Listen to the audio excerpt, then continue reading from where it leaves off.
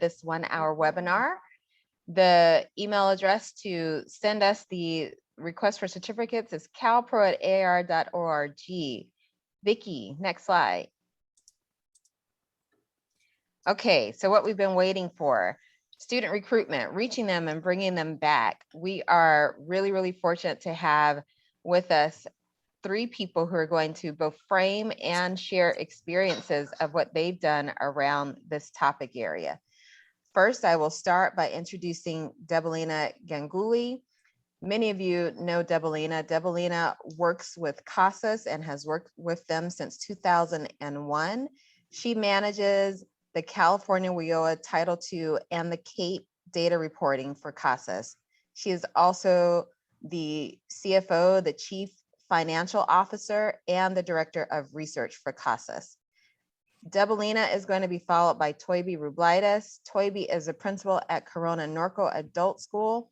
She is a lead member in the Riverside Adult Students Consortium for Adult Education, and she has shown how you can grow and build and use strategic processes to continue to have your program strive and excel in these unprecedented times. And Laura Chartier is a coordinator for program and policy development for the Los Angeles Unified School District Division of Adult and Career Education. In her role, she oversees data and accountability, city and county partnerships, federal grants, and marketing and communications. And to that end, she led the development and rollout of a large-scale marketing effort that has contributed to an increase in adult education enrollment within her area. She's a longtime educator and a former school board member for the Culver City Unified School District. And she is also currently a member at large on the board for CAIA. So with that, put your hands together. We have really a wonderful panel that will show us the framing, show us a smaller programs experience and a large programs experience. And so hopefully you will benefit from everything that's shared here and everything in between. So Vicki, we'll turn it over now to Debelina.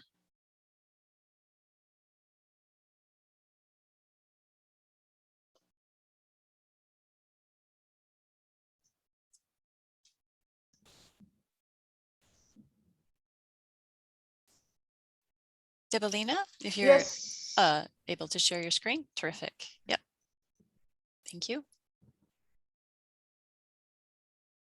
Can everyone see my screen? We see your notes view. Perfect. Okay. Now we see the perfect. Okay. Good afternoon, everyone, and welcome.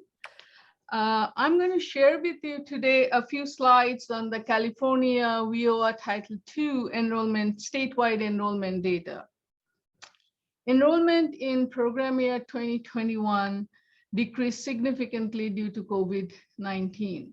And all provider types from community colleges to adult schools, county offices of education, CBOs, libraries, all kind of providers saw a significant decrease in enrollment.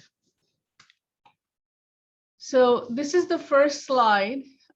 In yellow is the enrollment, overall enrollment.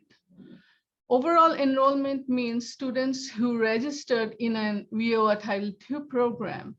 However, it doesn't include all students who persisted. So as you see in the 4 years, 2017-18 was the high mark. And since 2017-18, there's a gradual decrease in enrollment. In 2018-19, enrollment decreased by 10%. In 1920, about 12%. And that's towards the end of 1920 was when COVID started. And in 2021, enrollment decreased by 32%. The 3 lines below are enrollment in the different program areas.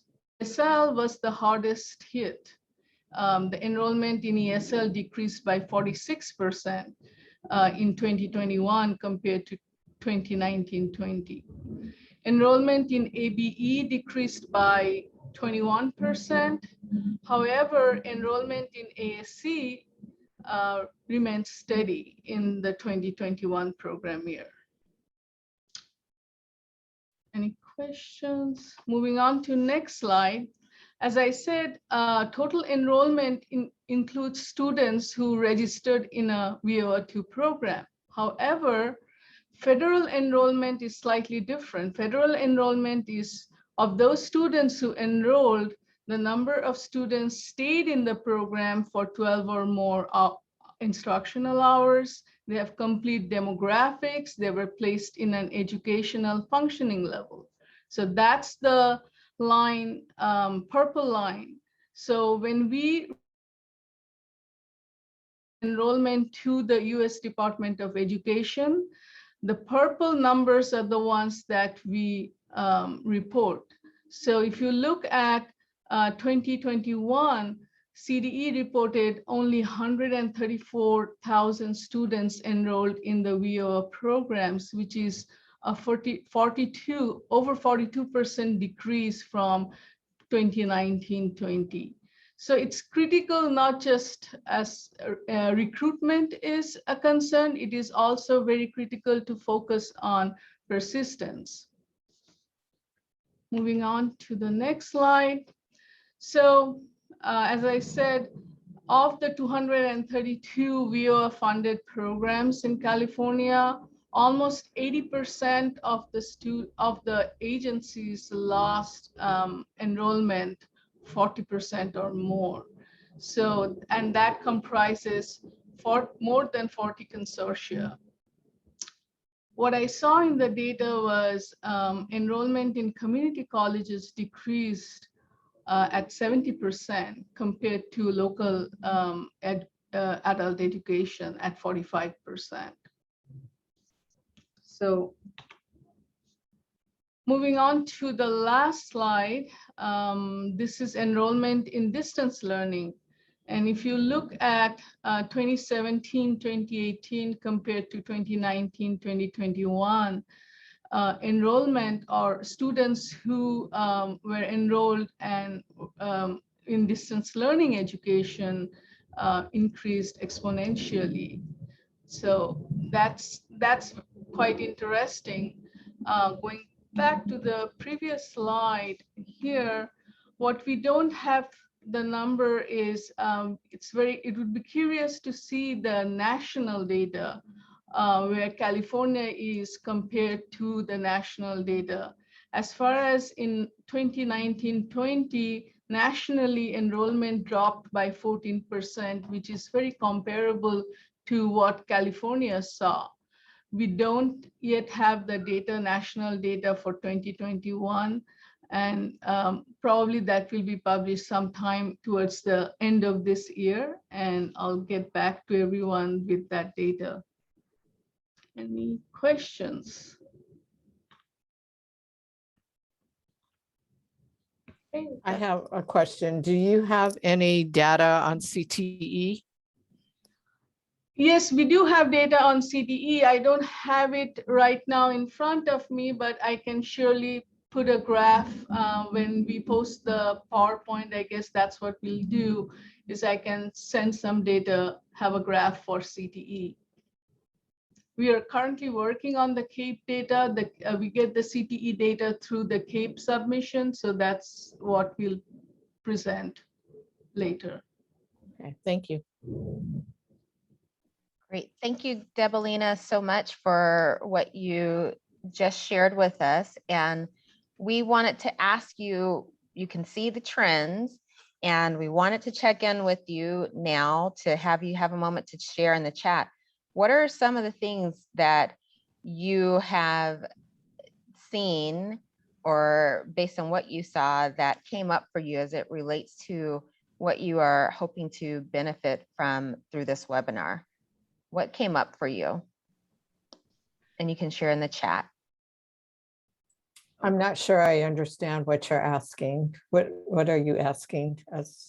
As a result of her slides, or? As a result of her slides. So you'll see here on the chat now, given what you've just seen and heard, what are some things that come to mind for you that you hope will be a benefit from participating in this webinar? So what do you hope to learn, basically, given what you've just heard from Devalina? Thank you. And we'll give you just a few minutes to share and type in your response. And again, a great group here. We have 86 folks here. Great, thank you, Jennifer. How do we reverse these trends? What are the barriers? Great. Some strategies to increase enrollment. Yes. Oh, it's rolling in a lot. Okay. Obstacles preventing the students from returning. Persistence, understand that we're not alone. How we can reach our students, trends in curriculum, why students are not completing programs. Good, great. Learning how we can reach out to the community. Wonderful, wonderful.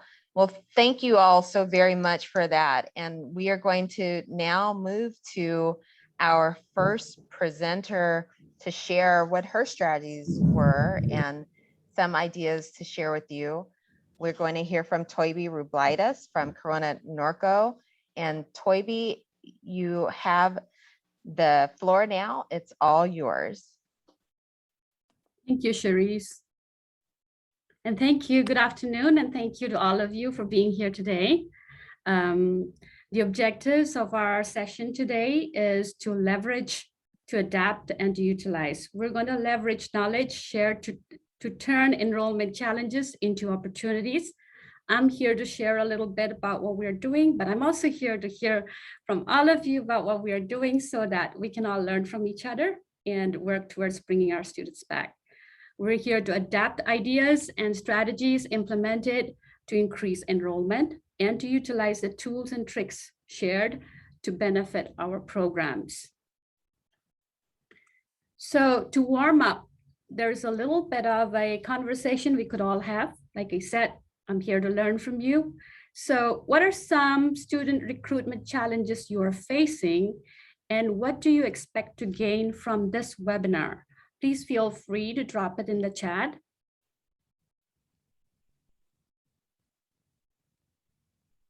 We'll just give a minute for this.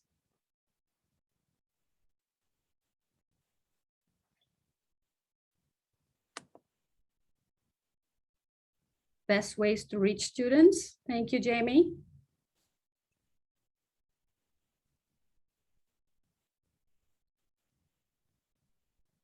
And since Cherise has already shared a similar question, so we will not take too long on this one. And we've seen some of the thoughts that you all have.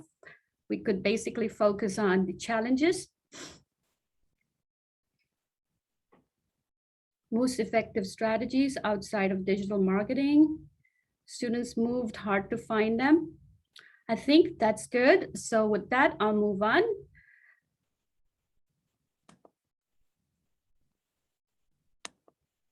So for Corona Norco, we have seen about 52% drop in our on our enrollment in 2020 because of the pandemic. As you can see in this little graph that I put here, our enrollment numbers, and just to let you know, this is not a yearly enrollment, it's just a snapshot. It's between July 1st and October 11th. So we have somehow been able to get back some of our students, and we are about at 1471 right now. And we are pretty pleased to see that it is chasing, it's a little beyond the numbers of 2018, the year when there was no pandemic. Maybe it has to do with a few courses that are co-enrolled, but that's not the point. The point is we are feeling quite encouraged by what's going on. And some of these strategies that we have used are here. And this is the slide for today. If you have this slide and we get down to some of these things, these are some of the things that we're doing.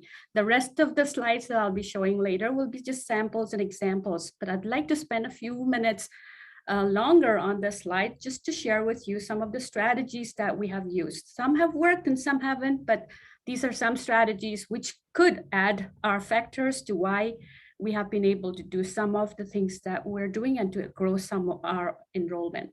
Now, as the title of today's session said, they are there. The students are out there. It's not that they're not there. Our goal is how do we bring them back? So on that note, then, some of the things, we being a medium-sized school with limited budget, our budget is not as large, right? So we just work on doing something that is low cost, that brings us high returns. So return on investment, you put very little in, but trying to get a lot more back. So instead of doing big catalogs, we do postcards, little postcards.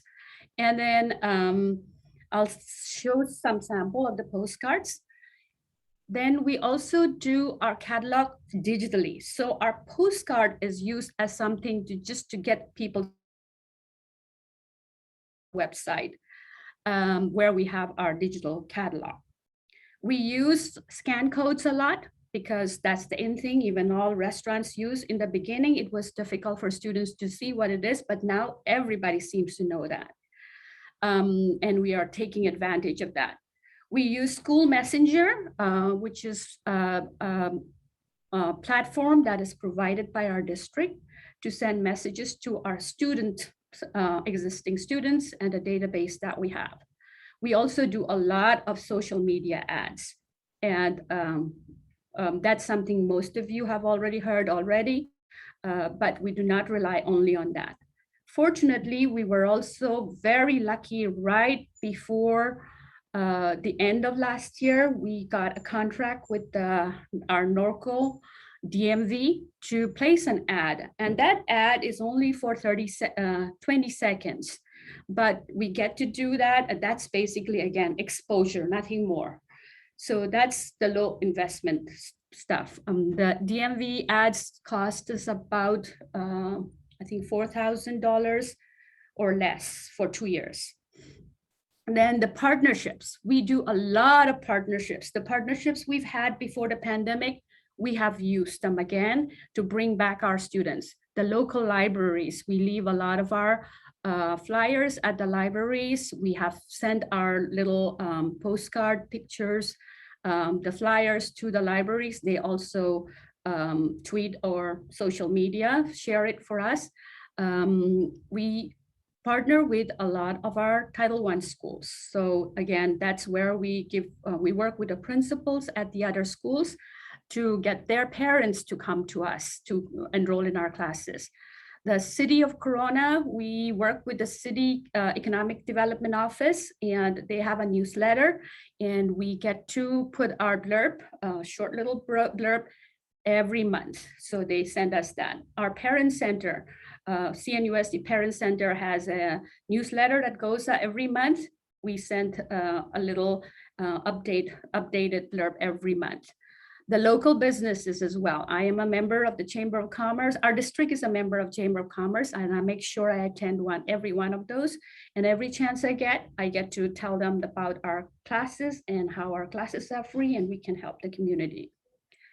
The other thing that we do in a very extensive way, is just use our existing database. Just like the title said, they're out there, bring them back. We had a lot of students in 2018-19, we had students in 1920, a lot of them never came back. So what we do is we scour our database and see how many students did not finish and how many students did not come back. And those are the ones we send the postcards to. Those are the ones we call.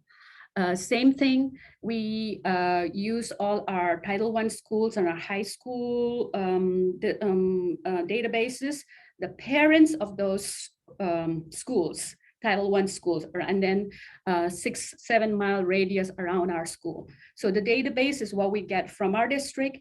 And when we send our postcards, we don't send it as so-and-so's name. It's like to the resident of, and the addresses are there. So we know those households are the households that would need the services that we provide. We partner with our partner, all the other partners with whom we, like the public library, they have their database. So they send it out to those. And as we all know, in adult education, the best advertisement is word of mouth. Another session that I attended a few months ago on Sharice's recommendation on links, they talked about word of mouth. And we all know as adult educators, our students come to us. The ones who come to us are the ones we keep telling them, bring a friend, bring a friend. So today we're starting basic computer classes. And for the computer classes, we had about 16 students enrolled. But when we are welcoming those students, we're telling them, bring a friend with you. And so some of them, and then we have a teacher and a coordinator waiting with a registration form to enroll those friends that come along with them. Another very important part as we do all these ads and these campaign, as you might have all heard about it, it has to be human-centric. We have to think about what everybody is doing. That's what we're always concerned about. How we face, what we face is what they face as well. So thinking from a human perspective of, we have to constantly remind them. I know they've heard us before, but there's no harm telling them again. And so the constant contact, this former students, as well as the students who are attending now. I visit classrooms and talk to them and say, hey, you've got family and friends, bring them over. You know, your teachers are so good right here. So come, let's share the love. Also, anything that we do, we try very hard to make it audience-centric. We know you're struggling. I know you can't come 3 hours. Maybe 1 hour is better than no hours. You know, I know you have kids and family to deal with. It's okay. Just come back and we're here to help you. And we have a blended model where you can do a lot of work when your kids are back, when you're busy and have to take care of things. Make everything sweet and simple.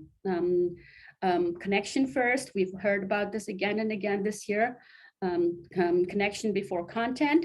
And we also make our website the one-stop shop, just like everything when people ask, even our front office staff and anybody taking the calls from students is like, okay, do you have a smartphone? What do you have? Do you have a computer? Okay, you have to go to our website. So our website is very simple. You can Google Corona Norco Adult School, or you can just, you know, go to Adult Ed and then they take them through over the phone. And once they land on the website, the first thing they see on the website is this. So when they land on the website, it's like, okay, sign up here, sign up now. So all they need to do is click that sign up now. So it's everything is directed there. So it's a one-stop shop. All roads lead to our website. And then immediately when we get there, it's a call to action. Sign up now. It's also a single click, just one click. If you click the website, you will see that it leads straight to our form, a sign up interest form. And the interest form has everything in it. I'm not going to do that right now, but at your own leisure later, if you'd like to just click this, this is a hyperlink. It takes us to our website and you can see that. Also on the website are other support information like technology support for students, support for social emotional health. Right there, they click that, it takes them right to it. Then devices, without devices, students cannot work. So that too, we just put it right on the website, but everybody is there to support them. This is a sample of our postcard. Simple, very small size. All we have is just go to our website. There is a scan code, and this is the same one we used last year, and we're using it the same this year. We're not doing two different ones, and because you have to spend more time and resources to create a different one. We keep something that is generic, and that will lead to everything. The DMV ad. This is a sample of how the DMV ad looks like.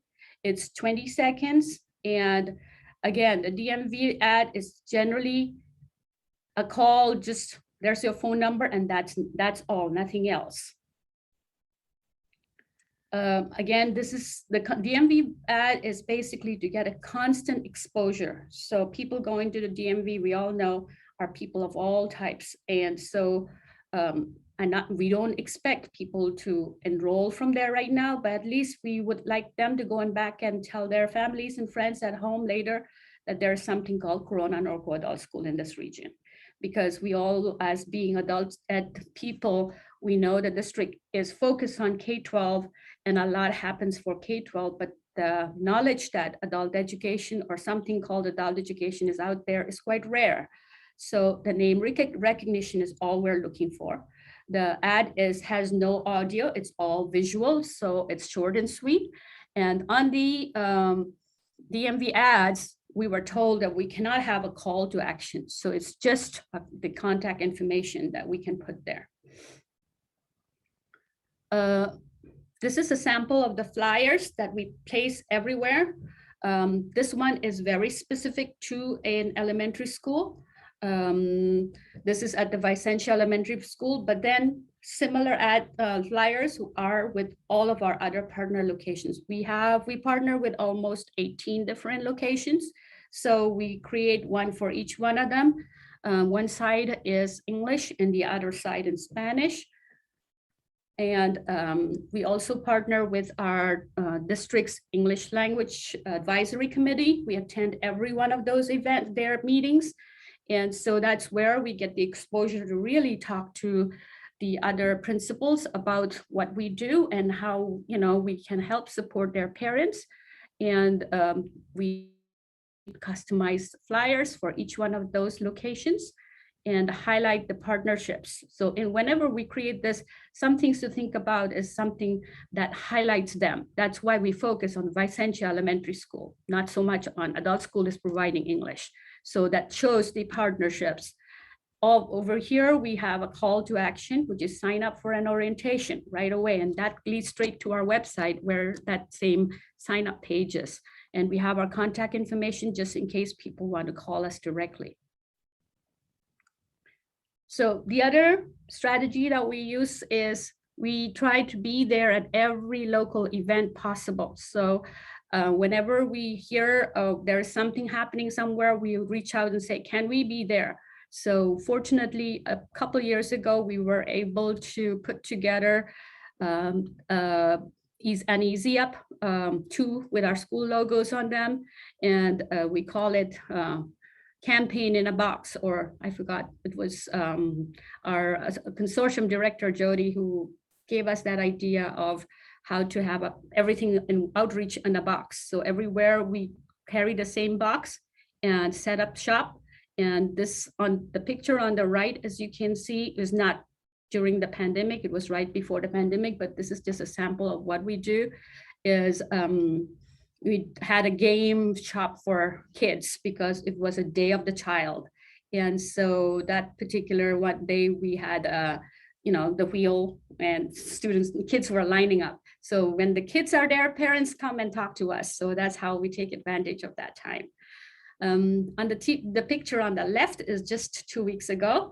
Our school district had an CNUSD job fair. And the gentleman there is our assistant superintendent of human resources. And so we got to be there to provide food handlers card and to get students to, you know, help them to finish their food handlers card, and also to help with giving orientation on for people who did not have high school diploma or equivalency. So that was our team there. With that, to sum up, there is the tools, tips, and tricks that we use. We use Canva a lot. If you haven't done that yet, I'll be happy to do a presentation at TDLS coming up. I think I will put in as a presenter there on Canva. And this is one of the best that's gift to people like us who do not have a lot of resources but want to try different things. It's a platform that allows you to create all those flyers that you saw just now. They're all in-house created, they're not done with professionals, but just by using Canva. And you can also use Adobe Spark if you like it, but I've tried both. I like Canva. We use social media a lot, like I said, and then QR codes. And then for all of your long forms, it's best to use Bitly so that you do not dissuade people. and they don't get distracted. Some of the tricks are use one template, keep it in the school colors, keep a consistent theme so that people know that's Corona Norco Adult School, right? Or focus on the audience, not on us. Focus on low costs with high returns. Some tricks, some tips are outreach, not marketing, because we are public schools. We do not have a lot of marketing budget, but we can do outreach. Simple and not a heavy text. Keep it simple because we are trying to reach to our literacy level students. Call to action always. Remember to add your phone number and your email address, your contact at all times. Again, like I said, the human connection first. Be kind, make it easy on the audience. To wrap up my section, I was wondering if you would like to put about 2 ideas that you learned today and how will you implement them in the chat? Or if anybody has questions, I have 2 minutes to answer questions. Or maybe, I know, I'm sorry. There's a Q&A session at the end. I'll wait for that. Is that okay, Charisse? Yes, and there are a lot of questions, and I've been taking notes on the questions. And so we will have the opportunity to ask questions at the end because we want to make sure that you also hear from our next presenter. And we'll have, hopefully, if it goes as timed, about 5 minutes at the end for questions. Toby, you're getting a lot of props for the ideas that you've shared. Wonderful, wonderful, positive feedback on the great ideas. Thank you, Toby. And I see people putting in things that they're going to use. One Stop Wednesday slide. So really good stuff there. Thank you very much for sharing those ideas. Toby is doing amazing things, and we will make sure that, I know you mentioned that a lot of your links are live. If you could put some of those into the chat for everyone to access, that would be great, because we are going to be providing you with the recording, and I'm noting that you won't be able to access the actual links from the recording. Yeah, So I forgot to add, I did create 2 little, what you call, flyers, brochure kind of stuff. I'll drop it in the chat with all of these in Canva. Perfect. Thank you so much. And with that, we're going to turn it over to Laura Chartier, who is going to tell us about the LAUSD experience. Laura. Hi, everybody. And So, here, I'm seeing a lot of little spots on the screen, so I'm not sure if you want us, oh, they're gone now. So whatever you did worked. Yeah. Thanks, Pierre. So, hi, everybody. I'm going to talk a little bit about student engagement and re-engagement. It's a tale of 2 strategies. Next slide. So just for an overview, our LAUSD Division of Adult and Career Education has experienced significant declining enrollment during the pandemic. The Level Up campaign, informed by students, faculty, and administrators, takes an unprecedented step to market programs to LAUSD families and the broader community to create awareness of the services that we provide. So these efforts represent a historic investment of adult education funds in a bold, comprehensive marketing effort focused on 4 areas: branding, student outreach, community and workforce partnerships, and advertising. So before we get started, just want to do a little inclusion activity. So I just want to know, do you guys know what Level Up means? This is our campaign. So what does Level Up mean? Does it mean A, a construction term for adding an additional story to a building? B, a gaming term for a player improving their skills and advancing? Or C, a cooking term for increasing the height of a souffle? Let me take a look at the chat. I don't think we fooled anybody. So everybody's getting it correct. Yes, B, it's a gaming term. Go ahead to the next slide, Pierre. So our first strategy was creating a division-wide marketing plan. just move through these really quickly. So our objective one was branding. In our division, we were calling ourselves DACE, the Division of Adult and Career Education, but nobody in the community knew what DACE was. Everybody knew what LA Unified was. So part of our brand changed. You can see on our little logo on the right there, it says Level Up with Los Angeles Unified Adult Education. So we simplified our brand. And then here are some examples of the Level Up campaign bus stop ads. And then here are some of our billboard ads. And I have to tell you, it really improved the esprit de corps of our teams when they could see these ads out in the community. Here are the bus tail ads. And then here is a sample. There of are our over commercial. 175 career technical education courses offered at our schools. Don't spend thousands of dollars at private schools when you can access schools in your community at no cost. Who are we? Los Angeles Unified Adult Education. We also provide in-person and online courses in English as a second language, citizenship, and high school diploma. Best of all, our classes are free. We're fully accredited and we serve the entire LA area. Take your first step today. Build your skills, build your future. Level up with Los Angeles Unified Adult Education. Visit launifiedadult.org/register or call 213-241-3150. There are Commercial was created in-house by two of our teacher advisors who have experience with creating videos. Our second objective was to improve our customer service. So this is kind of something that Thoibi was touching on as well. We really wanted to make people feel really great once they came onto our campuses, that anybody could answer a question if they had a question. If it was a B&G worker, if it was a campus aide, anybody could direct them to where they needed to go. So we invested in creating a customer service course. We've had over 100 classified folks take this course, and we're going to continue to offer this course and then reward folks when they're giving good customer service. So like, especially during this pandemic when, you know, it's tough, man. People are having a hard time here. So we want to make sure we're rewarding great customer service. The third objective was to strengthen our partnerships. This is another thing that Thoibi touched on. So we really wanted to build strategic partnerships and then co-brand whenever we can on the materials that we were creating.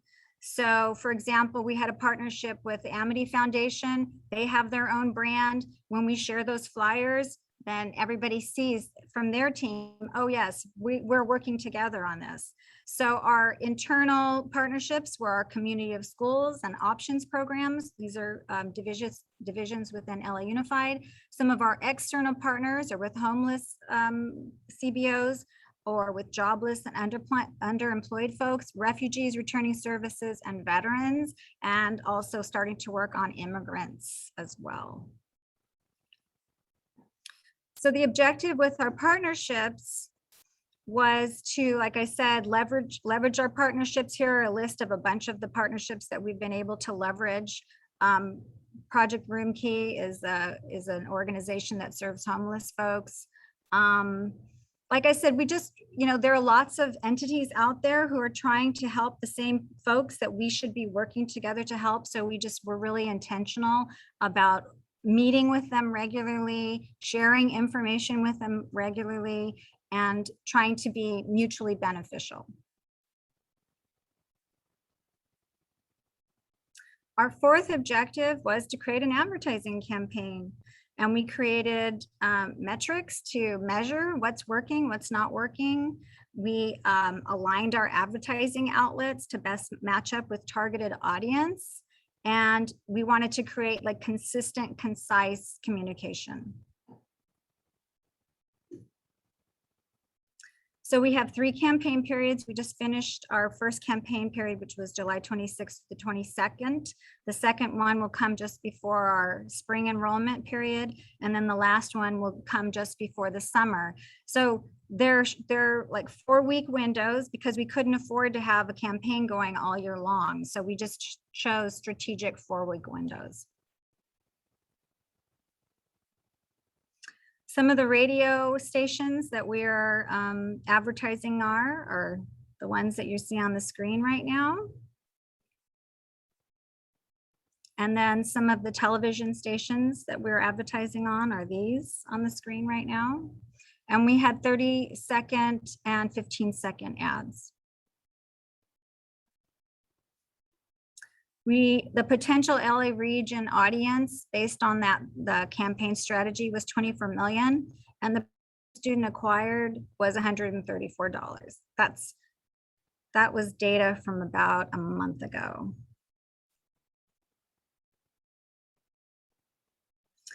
And then here's the data that we shared. So when people were enrolling in classes, we wanted to find out how they heard about us. So, you know, the perennial friends and family at 42.9%. This is, you know, this is a perennial thing. This is where we get most of our students. It didn't matter that we were doing this huge marketing campaign. We were, that's still where you get most of your students. So that's good information.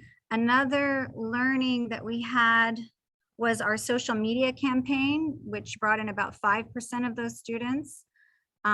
Which is, like Phoebe said, it's very cheap and it's free. So we're building that up. And then the other learning was from, I think, our partnerships.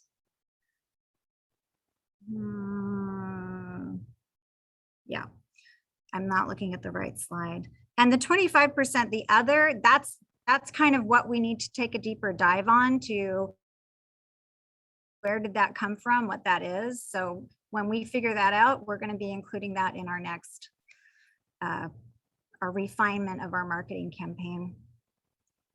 So that was the one strategy for trying to engage new students. And then our second strategy was re-engaging existing students or students who came to us but didn't persist. So we're going to just take a minute to check in with you guys on your socio-emotional levels. And this ties into our re-engagement strategy. So what you see on the screen here is the life cycle of a butterfly. You've got an egg, you've got a caterpillar, you have the chrysalis, and then you have the butterfly. So in transitioning to a more complex learning environment, where do you feel you're at? So we've all been transitioning for the past 2 years. We had in-person classes, then we had totally virtual classes, then we had hybrid classes, and now all of us adult educators are operating in a very complex learning environment. You've got 3 or 4 different ways to provide instruction to our students. So this is obviously not easy because the ground is constantly changing underneath you. So how do you all feel right now? Do you feel like you're an egg, like you just don't want to get out, like you're going to stay an egg and just tell me when it's over? Or do you feel like you're inching along as a caterpillar, like you're, you know, starting to make some ground? Or are you a chrysalis, like, okay, kind of embraced how this is going to go and about to turn into a butterfly? Or maybe you're already a butterfly.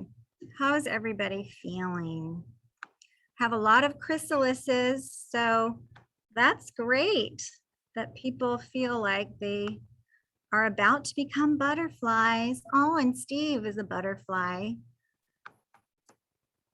I don't think I see any eggs, so that's good news. All right, let's go ahead to the next slide.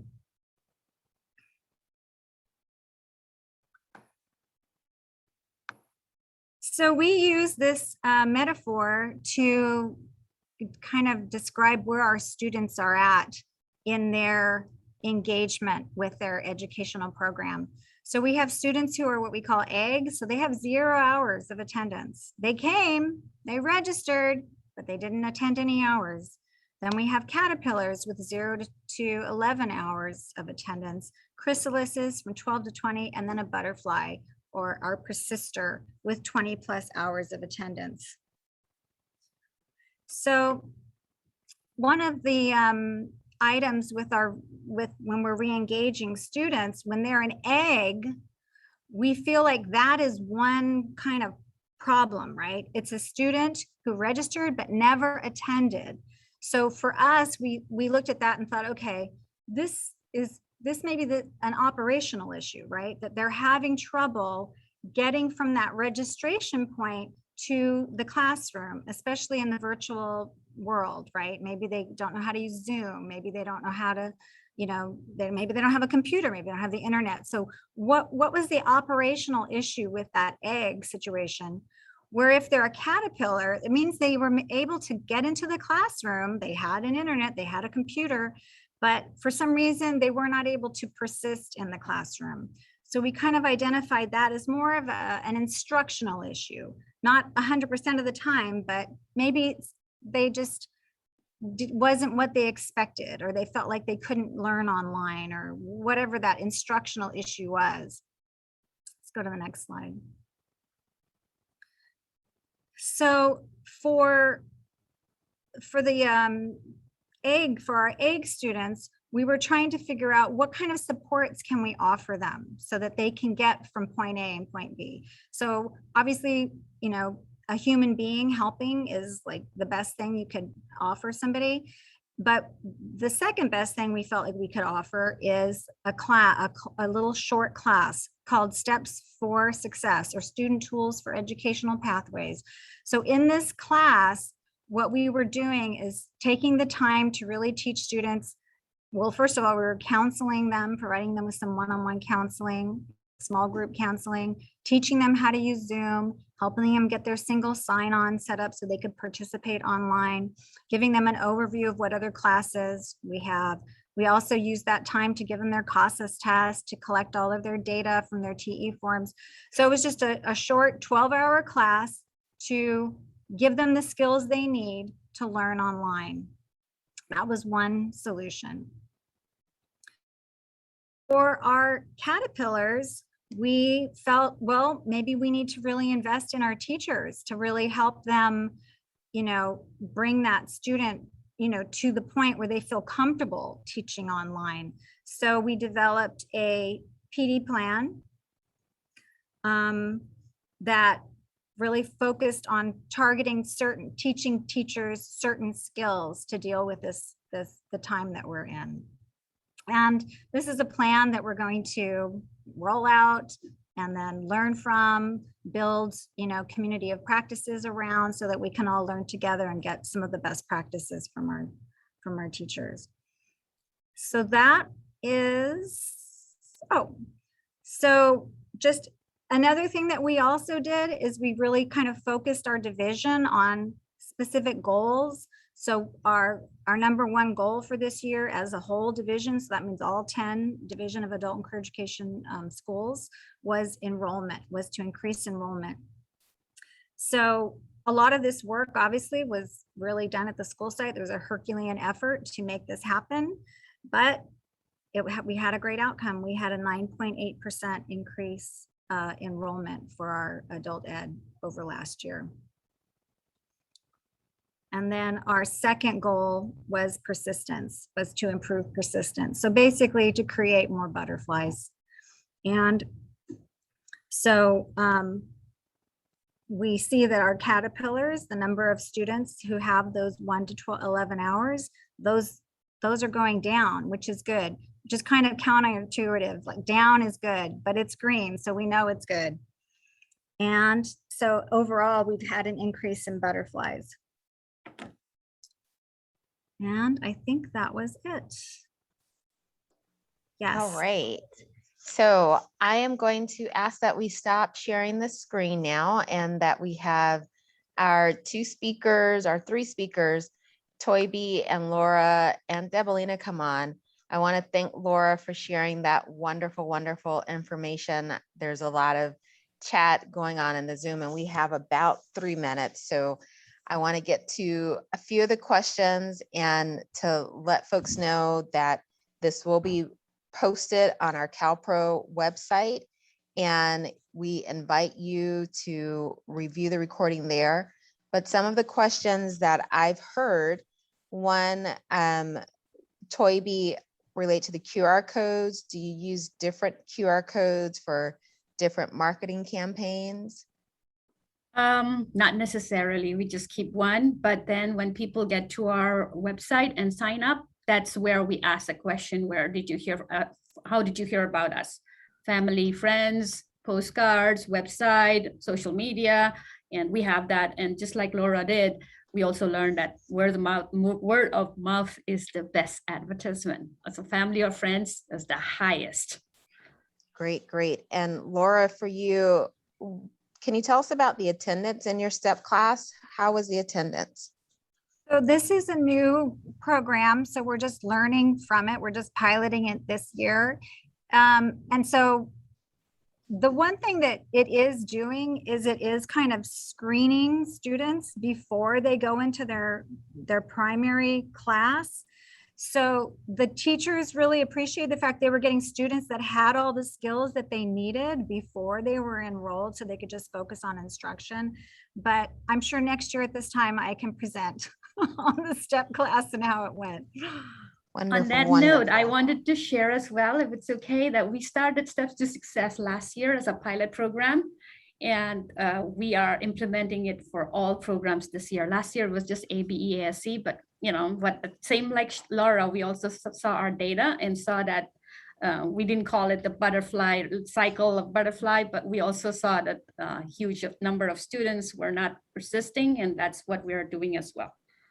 And can I just add, because I know folks don't have a lot of time and they don't have a lot of money, but focusing on a certain group of students is a good way to use your resources. Great, thank you so much. Toybe, the incentives to or are there incentives when students bring a friend? No, we don't have that either. It's a good idea. I am stealing that idea, whoever asked that question. That's where I tell you, I come to these because we get more ideas and build on what we already have. Okay, and we are at 2:00 now, and so I want our facilitators, I want to thank the participants for being here. I have shared two things. There's one that's shared about the evaluation. One, we mentioned to many of you at the beginning about the CalPro Leadership Institute. Applications are open now through November 17th. We will be continuing conversations like this in the Institute. So if you are a new or aspiring administrator, or someone who is, please share that with them. And again, thank you, Debelina, Toybe, Laura, for this great content. And if you have ideas that you would like us to include for our next quarterly webinar, please take a moment to type that into the chat too. We want to bring you answers to questions that you have. We want to make sure that these webinars are continually relevant. I will be here and Vicki will be here for another about 3 minutes, and maybe Toybe, Laura, and Debelina as well, if they are available. For anyone else, we thank you and appreciate and value your time with us. We look forward to seeing you at the next webinar. Thank you. Thanks.